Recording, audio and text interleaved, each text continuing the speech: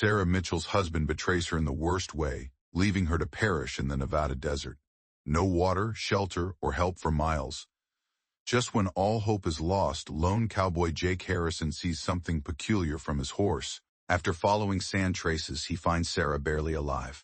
Jake hasn't spoken to anyone in years, preferring horses and the open range, but Sarah's fighting spirit affects him, and he brings her home to recover.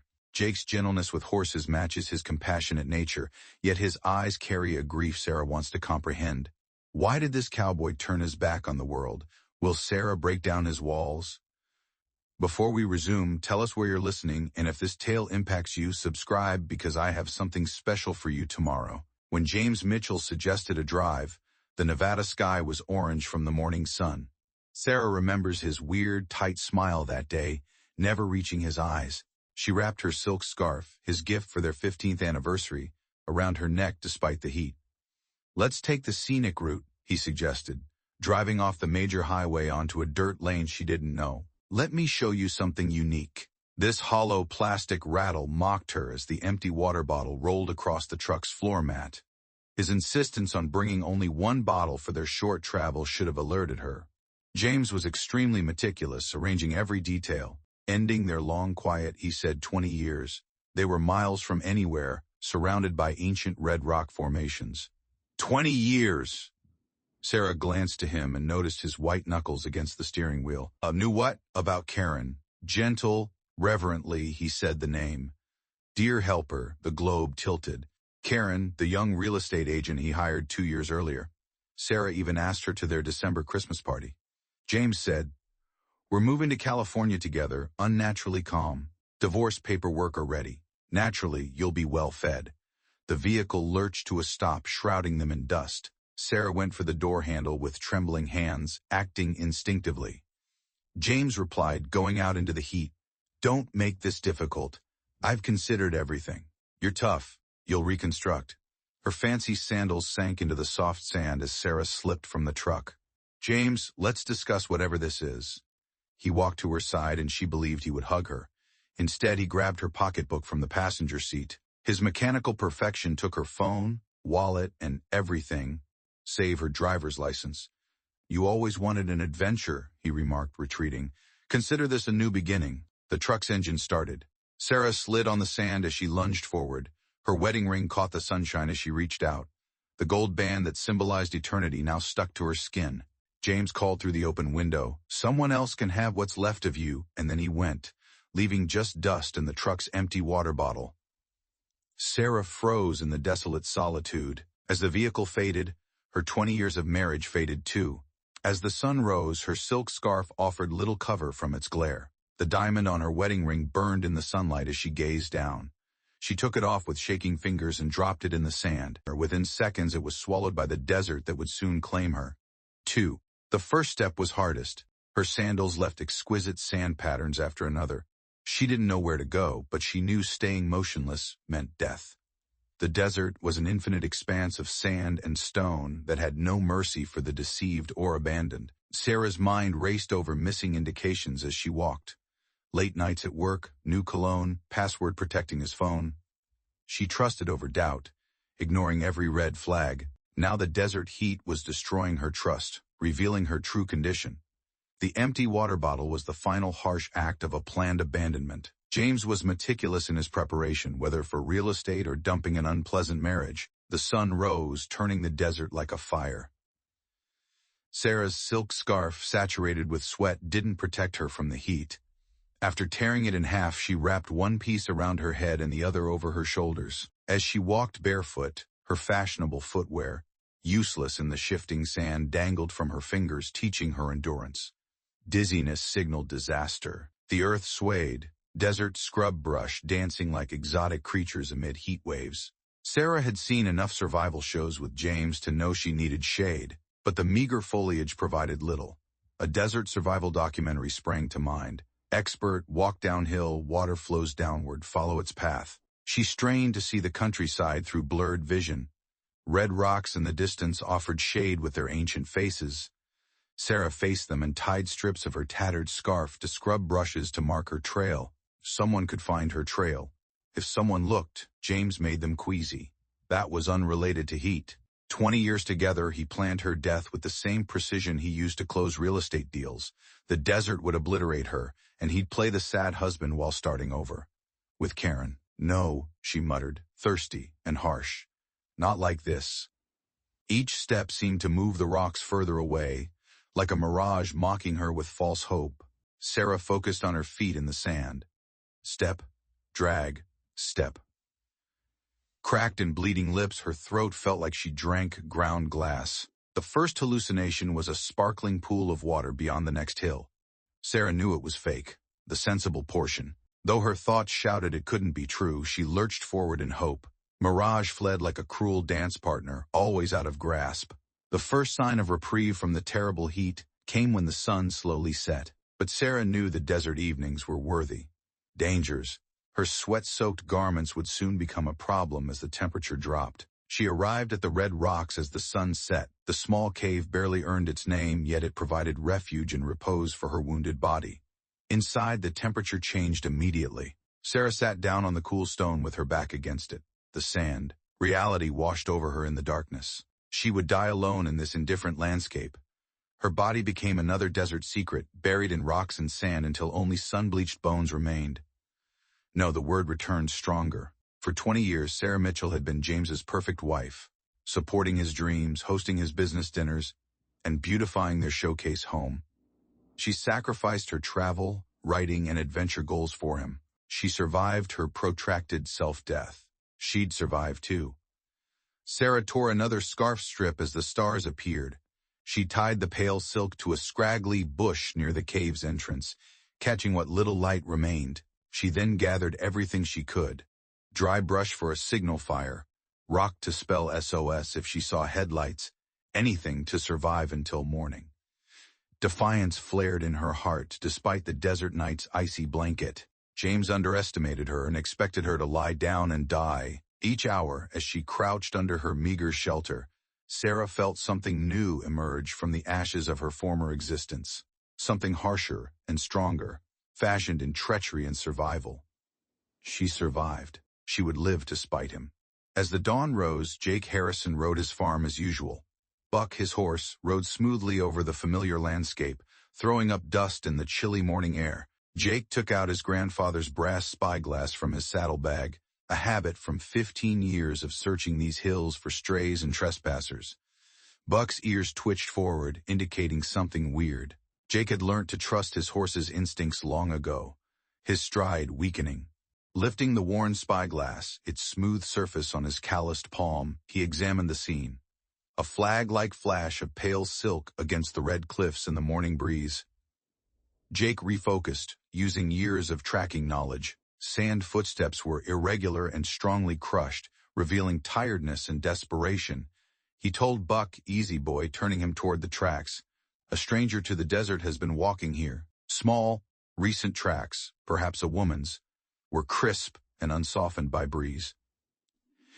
Jake saw additional silk strips attached to bushes as they approached. She was smart enough to mark her route, but the sand pattern showed her path becoming increasingly unstable, the steps swirling like a drunk's. The trails lead to a narrow red sandstone cave. Jake dismounted, his boots crunching sandy gravel. His hand reflexively checked his hip revolver. He entered the cave with care after 15 years of solitude, but what he saw stopped him. A woman collapsed inside the door, dusty clothes and sunburned skin.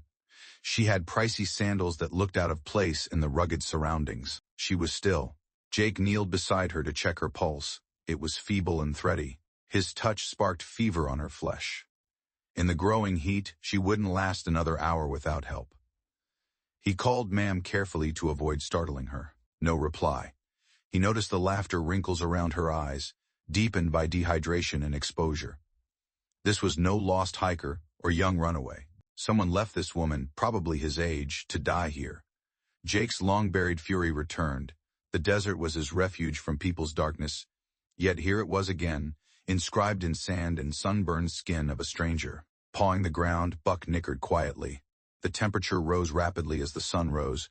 Jake chose. He gently held the unconscious woman, noting how light she felt despite her height. Years of treating wounded horses taught him how to lift safely. He said, "It's okay. But she couldn't hear him. She stirred. "I've got you." She made a tiny sound. Lips. Jake carried her to Buck, who remained firm while his master carefully mounted. His saddlebag included sandals and silk strips, evidence of her voyage that could be vital later. Jake felt the woman's fever searing through his shirt as they rode, approached his cabin. 15 years he'd avoided, healing from his wounds in the desert alone. With this stranger in his arms, his carefully created solitude was about to break. He glanced at her face, calm despite the anguish on her flesh. Her presence awakened his protective instincts.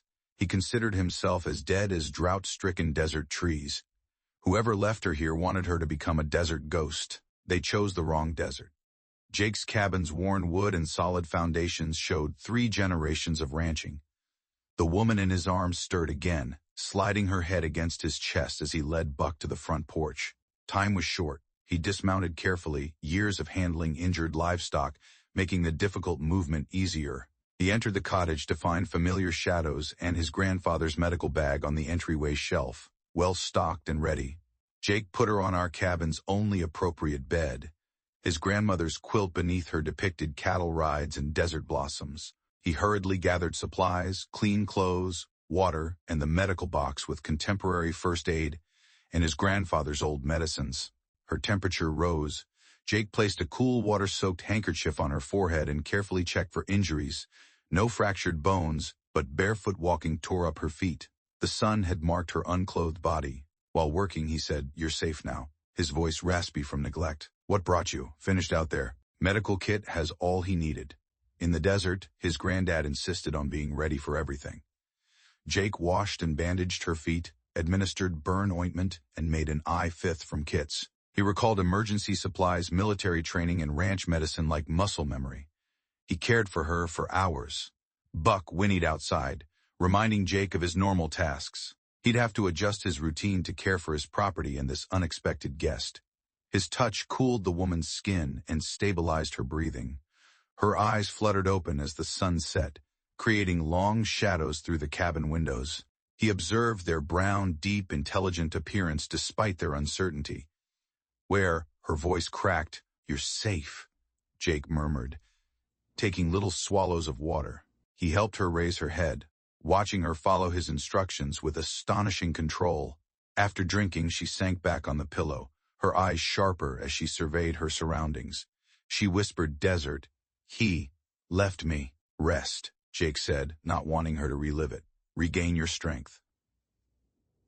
She appeared to stare through his carefully built defenses as she watched him. "Why help me?" He was surprised by the question. It was so long since anyone had questioned him anything or made him explain himself. He checked her bandages while thinking of an answer. He said, "Because it was right," quietly. "Because the desert has enough ghosts." Neither laughing nor sobbing, she made a little sound. "I'm Sarah," she said, closing her eyes again. "Jake," he said, seeing her draw back in exhaustion. "Jake Harrison." Jake took his grandfather's window rocking chair after she fell asleep. As the arid night grew, stars appeared. His tranquil life had just gotten complicated, and he wondered whether he shouldn't have taken her to town. But he saw a strength in her even in her comatose state. She resisted the desert with everything she had. He admired such bravery. Jake noticed the Spartan room's single personal touch, a framed photo by his bed. His grandfather was proud. His ranch clothes and medical kit next to a young Jake in his Marine outfit.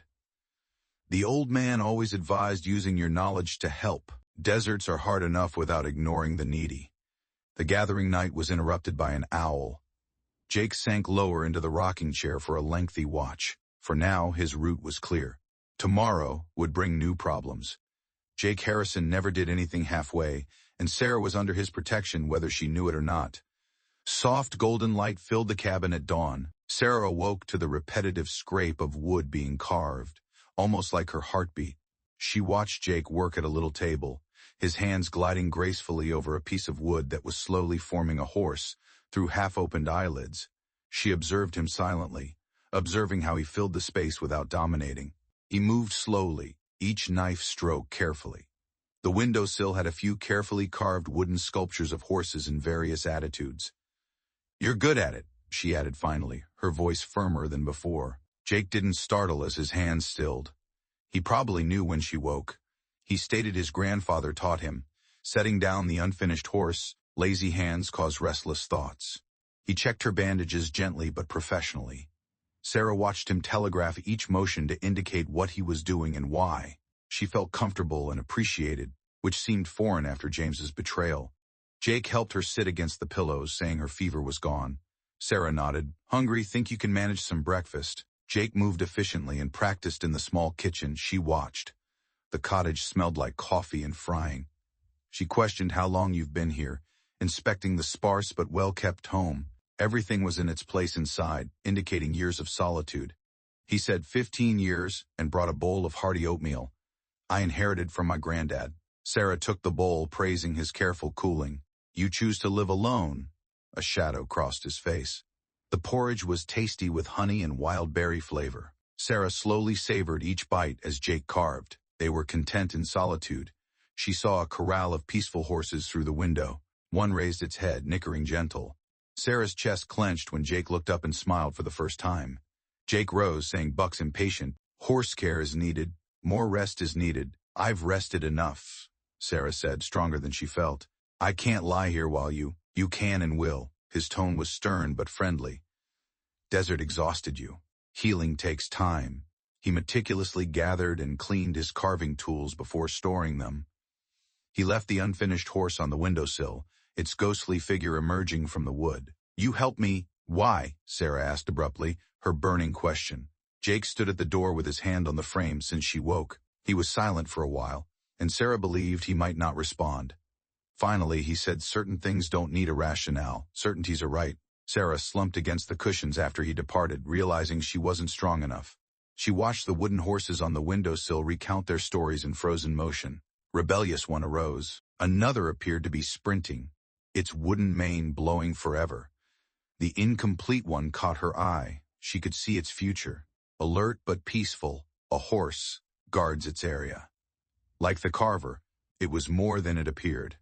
Closed eyes, Sarah let the early sun warm her cheeks. She felt tranquility for the first time since James left her in the desert. In this lonely hut, with its carved horses and motionless warden, she found safety as well as rescue. The old ranch bell urgently clanged across the yard amid the afternoon stillness. Sarah glanced up from Jake's shelf book. Her strength returned after 3 days of relaxation. Something was off. Jake burst through the door, his customary calmness replaced with focus. Gathering supplies and inspecting windows, he prepared for a big storm. Horses must be secured. Sarah swung her legs off the bed unconsciously. Jake paused, observing her face. I can assist. She anticipated his rejection, saying she wasn't strong enough. He nodded once. Put them on. He gave her ancient, sturdy boots. No bare feet out there. Sarah tightened the 2 large boots. The sky was an awful copper color, and the wind smelled like electricity. Jake took her to the barn, where the horses were restless. He showed her how to secure the barn doors, saying desert storms are rapid and cruel. Ranchers have heard that bell for 3 generations. My grandfather set it to ring when the wind reaches a certain speed. The bell clanged louder as the wind increased. Jake swiftly gave Sarah clear, easy directions. They efficiently hauled in the horses, secured loose equipment, and strengthened the barn's weak places. Jake said, You've done this before, as Sarah calmed an anxious mare. She stroked the horse's neck, saying she was from Kansas. Different storms, same prep. A huge thunderclap shook the barn. The horses stamped uneasily, and Sarah felt Jake draw closer, soothing her. He murmured, We need to get inside, softly, and near her ear. The storm is coming. The wind tried to tear them apart as they sprinted for the cottage. Jake held her elbow as they fought across the yard. The first massive raindrops hit the sandy earth like bullets. Jake hurriedly lighted the antique oil lights as darkness fell prematurely inside. Rain pelted the cabin's roof like 1,000 angry fists as the storm began. Lightning illuminated the landscape through windows. Flashes make strange silhouettes from familiar shapes. Wringing her hair, Sarah inquired about the horses. They'll be okay. Barn survived worse. Jake confidently stoked the wood burner in the low light. Get toasty. The bedside chest has dry clothes. Sarah put on an old 2 large flannel blouse and dry jeans. Jake had coffee brewing on the stove as she came out, its rich perfume mixed with rain and wood smoke. Thunder struck closer this time. Sarah leapt despite herself, and Jake instantly held her. His quick but electric touch warmed her beyond the coffee he gave her. Watching the storm through the windows, they sat quietly. The old cottage creaked and groaned but remained warm amid the turmoil outside. Finally, Sarah thanked me for helping. Jake looked at her. You didn't need my consent in lamplight. You did what was needed. The compliment warmed her more than the coffee. Jake's casual recognition of her ability felt like rain after years of James subtly disparaging her. Sarah spotted Jake staring at her with a heart-stopping face as lightning struck again. When darkness returned, neither talked. But something had changed in the air between them, like the storm's energy. In the dark night, the antique ranch bell warned of the rain. At the cabin, Sarah felt for the first time in years the simple joy of being valued for who she was. Sarah stretched her recuperating muscles in the cabin while Jake checked on the horses the morning after the storm. Her feet were scarcely hurting, and the sunburn was a delicate pink. Without obligation, she straightened things since it felt decent to give. A yellowed newspaper clipping fell off a bookstack. Sarah picked it up to put it back when she saw a familiar face. In military dress blues, a youthful Jake stood among troops. The headline stated, "Elite Marine Unit honored for classified operation. I didn't mean you to find it." Scared, Sarah turned. Jake stood in the doorway, expressionless. She started to apologize, but his position stopped her. He wasn't mad, just watchful like a wild horse choosing. "Bolt or not. No question," she said. "You were a Marine." Jake entered, his boots leaving damp prints on the wood floor. "Recon Force. 15 years, 4 months, 23 days. Precision in the count spoke loudly. Sarah patiently held the fragile paper. He said he had 3 tours in Afghanistan, his voice far away. 2 in Iraq, non-newsworthy locations. Good at my job. 2 might be good. He grabbed the clipping from her and looked at it like ghosts. The final mission. Can't explain, still classified. After, his jaw tightened, and he stopped. After. I couldn't continue. Can't be around people. Everything was too loud, bright, and much. Sarah contemplated his meticulous movements. How he always knew where everyone was in a room, how he signaled his moves around her out of habit and civility. "Your grandfather's cabin," he replied, realizing. Jake said, "It was your sanctuary," carefully folding the clipping. "He gave it to me with the expectation that I'd need it. Things make sense here. The desert doesn't lie or play, just like it is." Sarah considered her self-deceptions about her marriage, James's late nights and covert phone calls. Sometimes simpler is best. Grandfather said that. Jake looked at her with vulnerability. He said the desert removes all but truth. If you face that truth, you can tackle anything. Golden shafts of sunlight caught dust motes through the windows. A distant horse nickered, and the old ranch bell shook silently in the early breeze. Sarah whispered, "My husband abandoned me to die. I haven't explained why." Jake stayed, giving her the same space she gave him. His assistant, a younger model, replaced me after 20 years of marriage. The words should have hurt more, yet they were flat. He'd planned everything. Desert journey, empty water bottle, stolen phone. Everything to eliminate me. "How will you proceed?" Jake inquired. Just genuine interest, no judgment or sympathy. In the cabin, Sarah saw carved horses, faded books, and the medical kit that saved her life. "I don't know, but I'm done lying and pretending everything's good." Leaving her, Jake went to the window. "Your cabin for as long as you need. Stringless." Between them, the offer was heavy with unspoken things. Sarah got closer to see his shoulders tense and his fists gripping the windowsill. "I don't want strings." The words were honest and came out before she could stop them, surprising her. Jake turned and his eyes showed the same raw reality she felt. 2 damaged people encountered something surprising amid the desert's wide nothingness. The moment was frail like a morning dew spider's web. The trance was broken as Buck whinnied from the corral. While clearing his throat, Jake kept his eyes on her. "Coffee's cold," he whispered. Sarah grinned, comprehending everything he held back, not allowed. The newspaper clipping on the windowsill was ignored as they entered the kitchen.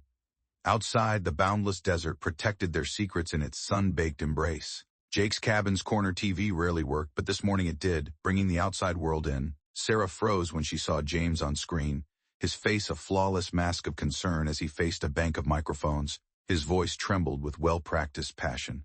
My wife has been absent for nearly a week. Sarah, please return home. Whatever caused you leave, we can fix it. Jake clutched his coffee mug. He's good. Sarah said. He's had practice seeing her husband grieve. 20 years of real estate taught him to sell anything, even lies, the news story said, showing Sarah at charity and real estate events, always happy and well-groomed. A stranger's face. Since her abduction, police said Mrs. Mitchell's cell phone and credit cards haven't been used, the reporter said. Her husband claims she was depressed, scaring officials. The TV went dark when Jake pressed power. You don't need to hear that, Sarah stood, strolling to the window showing the wide desert. He's laying the stage to assume I fled, or... Her phrase was incomplete. Jake whispered, a police complaint was filed the day he left you. Providing an alibi, he appears worried. You checked? Jake nods. We had to know what we had. Our presence was noticed by Sarah. She faced him. I should leave. I'm risking your involvement. No. The word was strong and undisputed. Running now would benefit him. Jake joined her at the window. Desert is ideal for hiding things or people, doing it myself for 15 years. A dust cloud on the distant road drew their attention. Jake's posture revealed his militaristic side instantly. He took his binoculars from the door hook. A police cruiser, he said. County sheriff likely checking remote properties. Sarah's heart raced. We do what? We? Jake seemed stable while lowering the binoculars. We are idle. You remain home. I'll manage. He moved like a soldier before Sarah protested. He hid the medical materials by her bed. Her borrowed garments went in a chest. Reading materials vanished onto shelves. Jake, trust me, he murmured, looking at her. I'm used to hiding stuff. The cruiser's dust increased. Jake swept the cabin one last time, eradicating Sarah, and hesitated, softening his face. Your choice, he whispered. You may join them by telling your story. I'll allow it. He stopped at if you stay. Not necessary. Sarah thought about James's TV appearance and his careful preparation to refute her claim. Her word against his. He controlled their social contacts, her despair, and her disappearance. I'm staying, she insisted. Jake nodded and led her to his bedroom. Stay silent. Let me handle it. Sarah observed Jake leave to meet the cruiser through a door crack. He stood alone on his porch, no sign of hiding anything or anyone. Sheriff's words resonated through the window. Checking remote properties, Mr. Harrison. Missing woman. Do you recall anything weird last week? Just storm. Jake spoke casually but respectfully. Pretty quiet otherwise. Papers rustled. Can we see around? You didn't. Jake's tone was kind but steely. You rarely receive guests. Reason for being here. I like privacy. Then pause. Let us know if you see anything. Always, Sheriff. Hope your hunt goes well. Sarah waited until the cruiser stopped. Jake returned without a smile. They'll return. Like your husband, he won't quit. We do what? Jake looked at her with determination, not fear. We prep. When he arrives, as he will, we tell the truth on our terms. The desert wind rocked the windows, signaling the start of another storm. Jake placed an old map on the kitchen table and claimed the desert had its own language. Long shadows covered the aged paper as dawn broke through the windows. Learn to read it to survive. Sarah breathed in the musty smell of antiquity and adventure as she leaned over the map. Jake traced lines she didn't understand. Washes, wildlife routes, and secret springs fed generations of ranchers. He continued, his voice low and steady. Your husband won't expect you to know these things. It's our advantage. The morning was cool enough to ride, and Jake thought Sarah needed to learn the area. She watched him confidently ride Buck and Willow, a lovely mare. You ridden before? He inquired, adjusting Willow's stirrups. English-style summer camp? Sarah grinned at the memory. It feels like another lifetime. Jake told her desert riding is different, helping her mount. You must trust your horse. They know this land better than maps. Sarah remembered old teachings as the mare moved easily beneath her. Jake rode beside. She taught without appearing to. How to read clouds, find wildlife paths, and identify dangerous plants. Seeing the sage thicken there, he pointed to a little hollow. Means stormwater flows through. Useful for survival, hazardous during flash floods. The desert spread out like a painting as they rode higher. Sarah now saw it as a complicated living entity, not the angry vacuum that nearly killed her. Jake pointed to a faraway rock formation. A cave system exists, about 50 feet back. Previous owner hid animals during rust battles. May be beneficial if... The sentence was incomplete, but Sarah understood.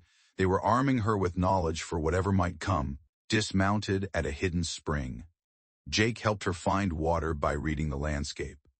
Purification method. How to hide her tracks. Sarah observed his kind hands as he showed each method. Strong, competent hands fashioned exquisite wooden horses and saved her. "You're good at this," he exclaimed abruptly, seeing her light a small fire with his methods. "Most urbanites fight deserts. Learning to use it," Sarah said her teacher was good, looking across the flames. As hot as the heat between them, something flashed there. Jake glanced away, but Sarah noticed his cheeks changing pink. He inspected the horses while she extinguished the fire and covered their tracks. Another skill he taught her. Ride return was peaceful and comfortable. The desert turned gold and purple as the sun sank. Sarah sensed the day's lessons ingraining. Something deeper than survival skills. A sense of belonging she'd never had in her tidy suburban life. "I thought the desert was empty," she murmured as they approached the cottage. "Now I realize it's alive, but concealed unless you look." Jake assisted her dismount, prolonging his hands at her waist. He whispered that many things are concealed until someone notices them. Sarah looked him in the eyes and felt his words in her heart. She learned to read this and the desert. Saw a man who saved her. His delicate firmness, subtle emotions, and silences went beyond his military training. Willow whispered to Buck in the corral. Horses instinctively shared water from the same trough. Sarah observed them, thinking some partnerships were fated, built on mutual understanding, not coercion. And trust. Jake started his nightly horse care behind her. Sarah joined him without being asked, their movements matching their breathing. Under the huge desert sky, she was changing. She's stronger and authentic, someone Jake's eyes assured her of. Night fell over the cottage, bringing rare desert rain. Jake cleaned his grandfather's revolver while Sarah watched lightning traverse mountains from the veranda. Her evening routine was soothing. The glittering gleam attracted her eye as he worked, but the weathered military tags around his neck captured her eye. He rarely wore them, but tonight they fell off his shirt while he worked. "Want to ask?" Speaking without, he looked up. "Since you found the newspaper clipping?" Sarah saw another lightning bolt light up the landscape. "Only if you tell me." Jake leaned back and laid the handgun aside, the tags clinking softly. "Force recons, a unique unit. We handled unreported matters, unwritten missions." He spoke differently now, deeper, heavy with memories. "Last mission failed. Mistake by intel. We entered a village that wasn't vacant." He carelessly touched the tags. "Children were there. We learned too late." Sarah felt the weight of his words, finally understood why he sought seclusion and found serenity in the desert. "We achieved our goal according to the report. Recognition ceremony, etc." He laughed without humor. "But I still hear them some nights. The kids, the moms. Can't wash that away." Lightning struck again, closer. Sarah sat beside him, close enough to feel his warmth, not touch. "My team. They handled it better, completed other missions, different units. Me." He pointed to desolate darkness. "No longer possible. Can't trust commands. Distrustful of myself. Requested discharge the next day. Also your grandfather's." Softly, Sarah said cabin was waiting. Jake nods. He knew. Never spoke. Just handed me the keys and said, "Desert heals, boys. Rebuilds everything from the ground up." Thunder rolled and rain started. They sat silently, watching. Silver sheets cover the desert from the storm. "My first year here, I scarcely spoke to anyone." Jake continued. "Improvement came in year 2. By the 5th year, I could go to town for supplies without feeling pinched, but I never..." He hesitated, spoke cautiously. "Never felt comfortable among people, until now." The admission hung in the rainy air between them. Sarah contemplated her scars, different but deep like Jake's. 20 years of creeping death behind a flawless facade. "I thought it was the end when James abandoned me in the desert," she whispered. "But perhaps..." She faced him, seeing her truth in his eyes. "Maybe it started then." Jake's hand touched her in darkness, rough palm on soft skin. "Sarah." Her name on his lips sounded prayerful. "We've both hidden," she said. "Out in the desert, my marriage slowly killed me. However, outside," squeezing his hand, "for the first time in years, I feel real here." As the rain increased, neither of them went inside. Jake's thumb circled her palm, warming her. Finally, he said, "I'm difficult. There are far too many ghosts and broken parts. Thank goodness I'm not seeking simplicity." Sarah approached till their shoulders met. "I want real." Lightning briefly illuminated them during the sky split. Two broken souls find surprising healing together. Jake's tags flashed dimly, now a sign of survival, not guilt. "After this," he said, his voice raspy with passion, "when your husband's lies are exposed and you may go any place, then what?" Sarah watched the rain, contemplating her past. A hollow success, the empty luxury, the steady demise of pretense. Her gaze then fell on Jake's quiet resolve. He taught her the desert's hidden language. "Maybe I'm already where I need to be," she whispered. Two hearts began to heal on the porch, guided by the desert's old wisdom and the profound reality of second chances. As the storm continued, dawn watercolorized the desert. Morning light transforms the austere landscape into magic. Sarah watched wildflowers sway in the morning wind at the edge of the garden Jake helped her start. She'd pressed one between her borrowed book's pages yesterday. This harsh soil had nurtured a desert marigold. Hoofbeats caught her attention. Buck glided beneath Jake as he returned from his morning ride. She watched him descend, his effortless strength making her pulse skip. The last weeks changed him. Or maybe they changed each other. He called Buck to the corral after finding something. "I thought you might like it." After Sarah followed him to the barn, he retrieved something from his saddlebag. Despite weathering, a little wooden box checked the north edge. "I found this in undergrowth, perhaps from the last storm." The box creaked open to show decades-old pressed flowers still vibrant. Under them was an old yellow letter. "Dear Elizabeth," Sarah read aloud, "these flowers blossom again in this harsh land. Like my love for you, they endure." Looking up, she saw Jake. "Beautiful."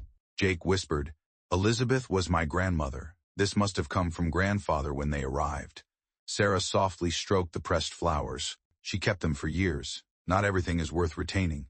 Now Jake's voice was closer. She turned to see him standing close enough to see the gold flecks in his eyes and smell the leather and desert sage that always seemed to attach to him. His name, Jake, was hardly spoken. Hand raised to her. Vases, calloused fingertips, featherlight on her cheek. Sarah leaned in and closed her eyes at the sweetness. "Been fighting," he said roughly. "You deserve better than a shattered desert guy," I told myself. Sarah opened her eyes to look at him. "I keep reminding myself you deserve better than a woman who was duped for 20 years. You survived," he insisted. "You withstood desert's attack, not foolish. Yes, strength." The box of pressed flowers was forgotten as Sarah traced his jawline with her hand. Jake stilled under her touch like a wild beast unsure whether to go or stay. "We both survived," she muttered. "Maybe that's enough."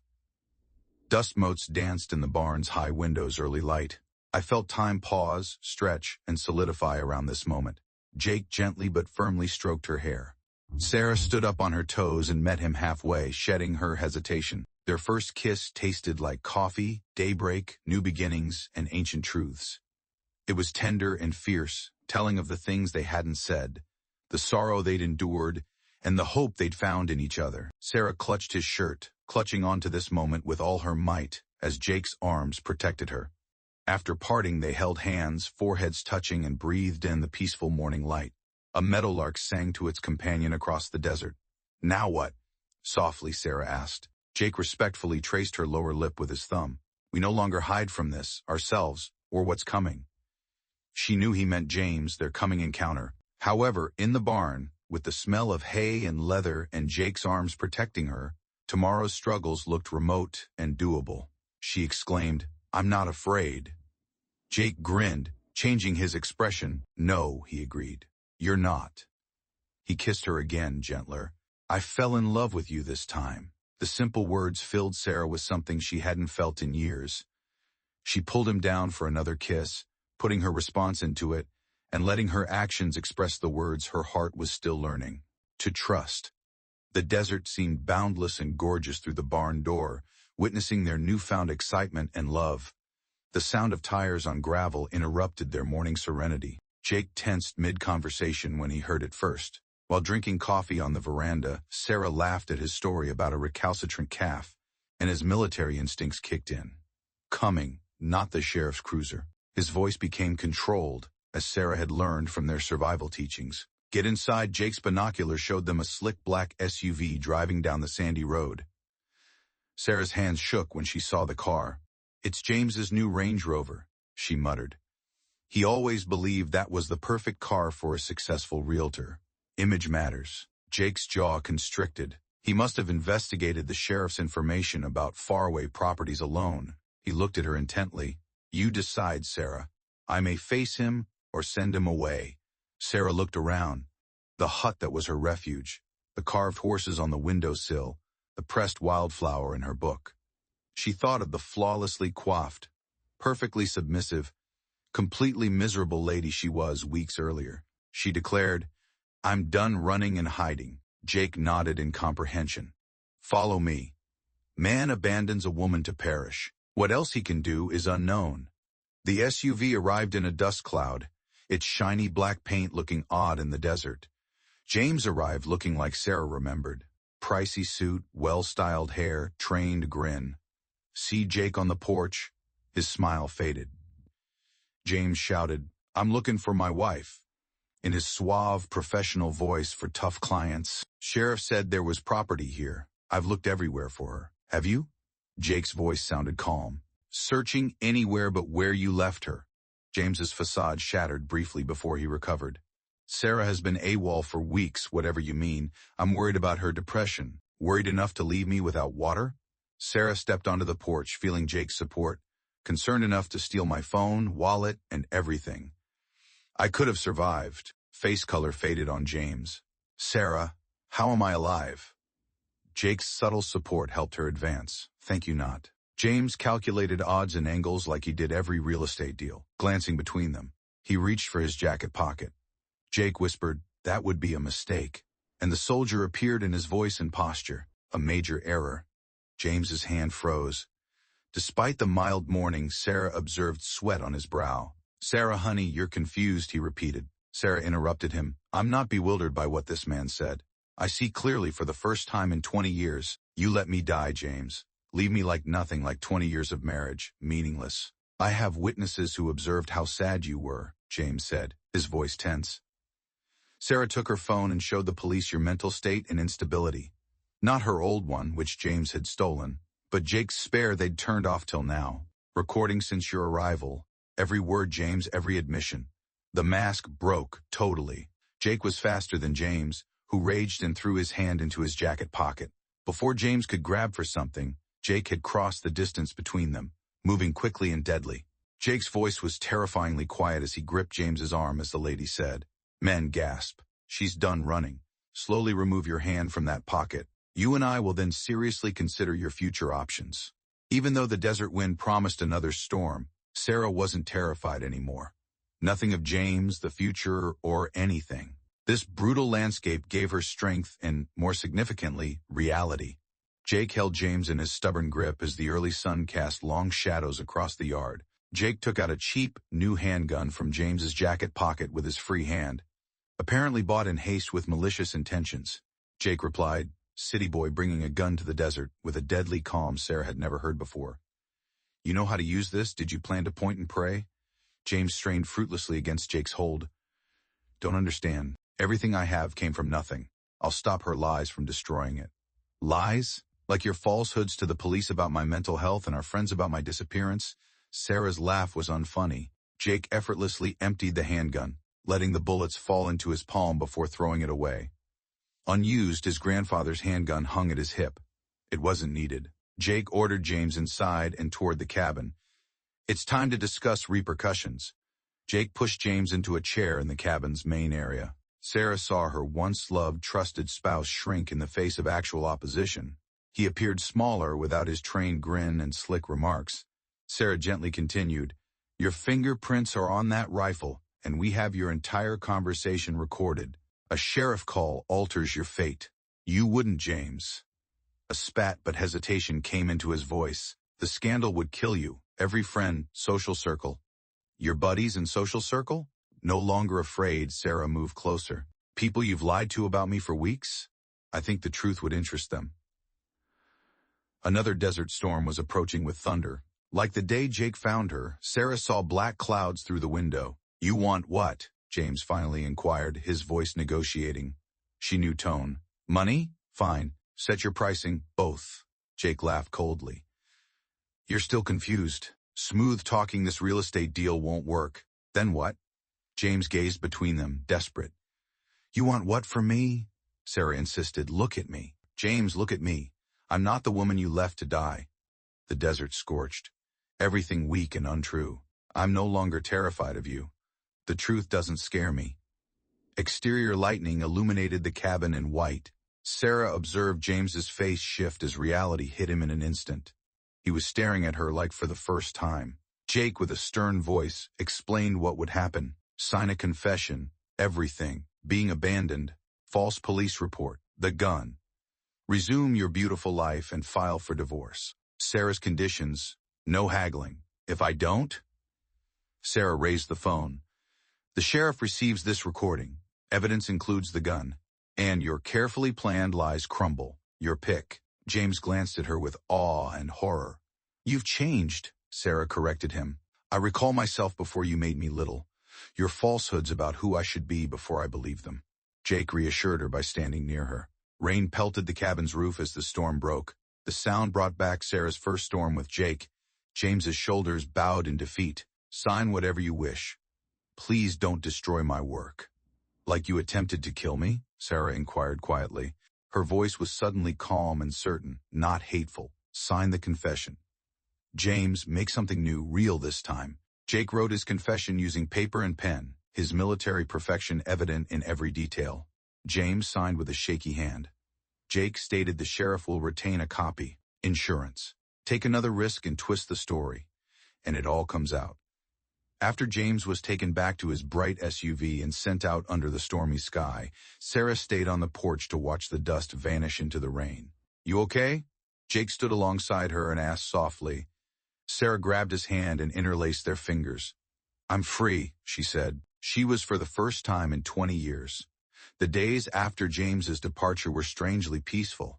Sarah started journaling her desert observations in Jake's leather-bound journal and spent more time in the garden. Each entry reflected her new existence.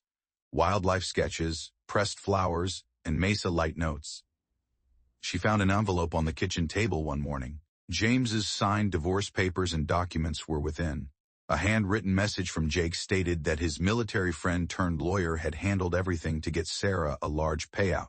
This wasn't necessary, she said, when Jake returned from his morning bike. Didn't do it for you, he said, pouring coffee into their usual mugs. Did it to prevent him from changing his mind and twisting things again. Sarah reviewed the documents, weighing her decision. The compensation would allow her to start over elsewhere. She might relocate to a city, start over, and be anyone. My sister called, she whispered. She invites me to Seattle, says she knows people who can help me recover. Jake held his coffee mug still, but his voice was steady. Cities offer more opportunities than desert ranches, therefore it may be good. Sarah stepped to the window where the rising sun painted the desert gold and rose. Her neat handwriting, desert plant observations, Jake's carved horse pictures, and comments about the stars they'd studied were in her journal on the ledge. She mused that possibilities used to mean cocktail parties, charity galas, luxury clothes, and country club memberships, all of which James valued. She turned to Jake, who was carefully neutral. She knew he was giving her space to choose, even if it meant leaving. She pointed to the desert outside the window, saying, I've found something different, something true, the chance to be myself without pretense or performance. Jake put down his coffee and stood near her without touching. He whispered that desert can be tough, demanding, and lonely. Sarah felt his rough palm on hers as she sought for his. You still lonely? His hands tightened around hers, no more. With her free hand, she opened to a page where she'd pressed the desert marigold from their first kiss. She acknowledged to writing about desert change as well as vegetation and weather. How you transformed me. Jake's thumb circled her palm, warming her arm. How's that? She looked at him, showing him that strength is facing fear and moving forward. You help me trust myself, recognize beauty in hard places and find calm in stillness. His voice was rough with emotion, Sarah. She declared, I don't want Seattle, cities, cocktail parties, or that old life. I want this. She pointed to their hands, the cabin, and the desert. I want mornings watching the sun paint the mesas, evenings carving horses on the porch, and building something true with you. Jake brought her close, pressing his forehead to hers. Really, sure? Sarah grinned, remembering her journey from that dreadful desert day. The lady James left to die wasn't sure of anything, but you made me more certain. A meadowlark cried to its companion outside, and the desert no longer stretched forever, a terrifying but promising location. Sarah's journal was open between them, ready to chronicle their narrative. Jake muttered into her hair, Stay and help me blossom this desert. Sarah answered in the way she melted into his embrace, the silent tears on his shirt, and the realization that sometimes the hardest choices lead us home. Desert spring came in gentle color waves. Sarah plowed the dirt in their growing garden with new tools shining in the morning sun. Last week, Jake surprised her with professional-grade tools that spoke of permanence and future aspirations. Coming up behind her, Jake said, Garden's looking wonderful. A healthy flush had appeared on his face after working with Buck in the corral in the morning. My grandfather would have appreciated this. Sarah smiled, recalling Jake's grandparents' old photos. He always claimed the cabin needed a woman's touch. Elizabeth's flowers grew here, right? Yes. Jake knelt beside her to dig holes for their carefully chosen native plants. She was rough like desert roses. After months of sharing, they worked quietly in harmony, space. Sarah had discovered that quiet periods, shared tasks, gentle touches, and steady development of something new were restorative. Jake finally patted earth around a young sage plant, saying he had a town call. Miller, whose ranch is suffering, asked me to train their new horses. Sarah looked up, understanding. Jake hadn't worked outside since she arrived and hadn't left their refuge. You should, she whispered. Frank at the feed shop says you're 3 counties' top horse trainer. Jake's hands settled in the soil. Would require some days and hours away. I know. Sarah touched his arm, sensing strain. You'll find me when you return. Remember, the desert is home? She saw the soldier's caution, instinct to protect, and fear of loss in his eyes. But she also noticed daily trust growth. In addition, she pointed to their garden. My schedule is full here. Probably time we both spread our wings. Jake's smile became lovely in the morning sun, pulling her close. Despite the filth on their hands, he kissed her tenderly, making her heart skip. As they separated, he remarked, I have another surprise. The barn door opened with a flourish as he led her there. A section inside was cleaned and altered. Military-style wood-carving tools were on a workbench. Jake rarely used these tools. Their smooth, redesigned grips fit smaller hands. Jake said shyly, I thought you'd like to learn. I noticed you watching me carve. Think we could do it on the porch in the evenings. Sarah felt promise in the tools as she stroked them. Like garden equipment, they symbolized permanency, shared destinies, and healing via creativity. Jake continued, First lessons tonight, if you wish, Sarah whispered. I want. Lying back against his chest as his arms wrapped her. Through the barn door, they saw their garden grow, desert flowers and herbs growing with wild and cultivated veggies.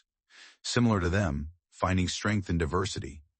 A neighboring dove called, and its partner answered from the cabin roof. Sarah considered the lady she was months earlier, perfectly drinking and emptying ego. That woman never anticipated tranquility in dirty hands and honest effort. She learned to carve horses in peaceful evenings and was adored for who she was. She took a new tool and remarked, something about new beginnings makes me want to carve a mare and foal. Jake kissed her temple gently. Makes sense. The early sun warmed their shoulders as they returned to the garden. Work, life, and healing remained, but they would do it together under the big desert sky that brought them together. As Jake laid out the cabin's deed, the midday sun threw long shadows on his desk, old and yellow yet crunchy, carefully preserved by his grandfather. Sarah watched him sketch the property lines with his finger, exactly as he had on horseback when she first arrived. I never believed I'd change this, he whispered. Always assumed it would be mine till... He paused, but Sarah knew. He died alone here, a hermit, his desert refuge. You don't have to do this, she murmured, her heart racing at the document's meaning. Jake looked up with that strength-vulnerability mix that still made her breath catch. Want? Have to. He took out another document, the new deed their lawyer drafted. Want everyone to know this is your home. To, legally, permanently. Sarah shuddered while touching the paper. After James's treachery, Mary vowed never to marry again. But this was different. Not custody or control. It was about collaboration. Jake whispered, "Sign here," offering her pen. His hand briefly covered hers as she accepted it. Are you sure? She knew. This life has been selected since that morning in the garden. Her signature was clear and powerful on the paper. Her new name, her new identity, her new start. Jake signed next, a little quiver in his normally steady fingers. After finishing, they sat quietly, looking at their names on their home deed. Jake said, "I have something else for you," reaching in his desk drawer. He took out a tiny wooden box. She understood it was his carving. Wood shined softly. The key was on a leather string, used and worn. Jake revealed the cabin key was grandfather's. He gave it to me while I was lost and searching for myself. Sarah handed the key to you, feeling its physical and symbolic weight. You saved me too, Jake, he said roughly. Found me hiding from life. Made me realize there are rewards. They saw their garden flowering through the window, horses grazing happily in corral, the unending desert. They'd created everything in these months. Sarah grabbed her journal and added, "I have something for you too." She took a snapshot from its pages, new photo from last week. It showed Jake teaching.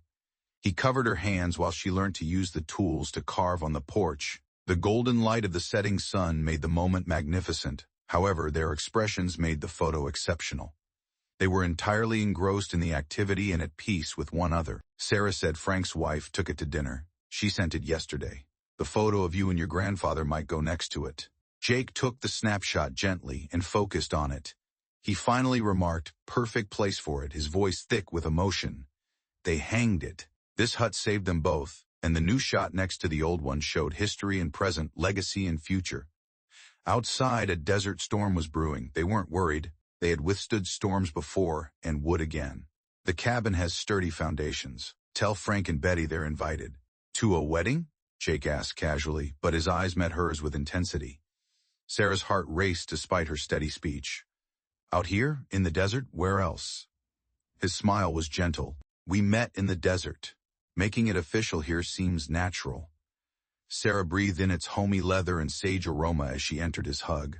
Yes, she muttered against his chest, 1,000 times. The storm approached. The cabin, their shared home legally and otherwise, was where they needed to be. Two spirits discovered each other in the desert and built a future neither expected. Sarah watched Jake work with a young horse in the corral on the porch with coffee 1 year later as the desert sunrise painted the sky pink and gold. Behind her, the carved mare and foal were done on the windowsill, a tribute to her progress in a year of evening classes. The Miller Ranch contract expanded. People from 3 states sent distressed horses to Jake after hearing about his gift. Sarah ran the business. Her organizational talents made their tiny business sustainable. However, the garden had changed. Several resilient plants had grown into a lush oasis, attracting hummingbirds and butterflies to their desert. A university researcher studying desert plant adaptability noticed Sarah's journal's thorough observations. Jake, looking thoughtful up there, called from the corral in the morning quietly. Under his patient guidance, the young horse alongside him calmed down. Sarah replied, raising her coffee to welcome, wondering about time. You found me out there 1 year ago today. She motioned toward the distant rocks that changed her life forever. Jake harnessed the horse and moved toward the porch 2 steps at a time. Once his shoulders were free of stress, he moved more easily. The way their fingers touched when he took her coffee still warmed her. He murmured, best tracking ever, drawing her close with his free arm. Their modest wedding rings caught the dawn light. They'd exchanged them 6 months earlier on their farm, surrounded by desert blooms and their chosen family. Frank and Betty from town, Miller and his wife, and Jake's old military friend who handled their legal work all supported them. It was tiny, exquisite, and theirs. Jake laid his coffee down and added, I have a surprise for you. He took her to the barn, where a shaky foal stood near its mother, their mare bred to a Miller Ranch stallion. She entered at night, he said. Like her mother, she handled it alone. Sarah approached the foal, appreciating its determination to learn its legs. Beautiful woman, she's yours, Jake whispered. First of our breeding program, I thought you should name her. Sarah watched the foal, recalling the desert's strength and survival lessons. Phoenix, she said last, creating something new from ashes. She leaned into Jake's firm warmth as he hugged her from behind. Perfect name. Together they watched the new life they'd helped make, surrounded by their own. The garden behind them thrived. Strong and friendly, the cabin looked out over the limitless, gorgeous desert. Any regrets? Jake questioned, recalling their past discussions about choices and futures. Sarah twisted in his arms and looked up at the face she loved more every day. The first face she saw.